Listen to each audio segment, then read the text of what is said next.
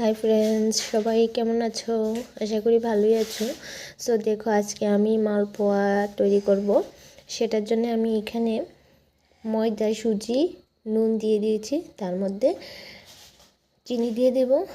এই চারটে উপকরণ দিয়েই আজকে মালপোয়া তৈরি করব।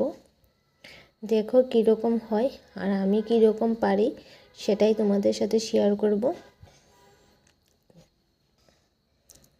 তোমরা তোমার পরিমাণ মতো নিয়ে নেবে। আমি আমার পরিমাণ মতো নিয়ে নিয়েছি। চিনিটাও আমার পরিমাণ মতো দিয়ে দেব। দেখো আমি আমার পরিমাণ মতো চিনি দিয়ে দিয়েছি। আমি একটু মিক্সড করে নেব, তারপর জল দিয়ে গুলে নেব।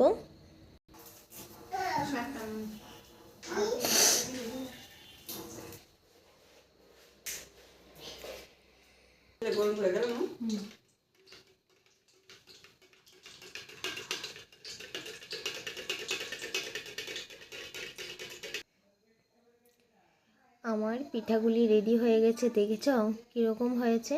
আরও রয়েছে, মানে আমি কয়েকটা পিঠাগুলি সিম্বল দিয়েছি, আমি আরও বানাচ্ছি। দেখো, তোমাদের যদি ভিডিওটা ভালো লাগে লাইক কমেন্ট শেয়ার করে দিও, আর তোমরাও বাড়িতে বসে বানিয়ে খাবেন। আর আমি আজকে এটার মধ্যে নারকেল কিংবা চালের গুঁড়া কোনো কিছু অ্যাড করিনি, এই কয়েকটা উপকরণ দিয়েই তৈরি করেছি। যদি ভালো লাগে তোমরা বাড়িতে বানিয়ে খাবে।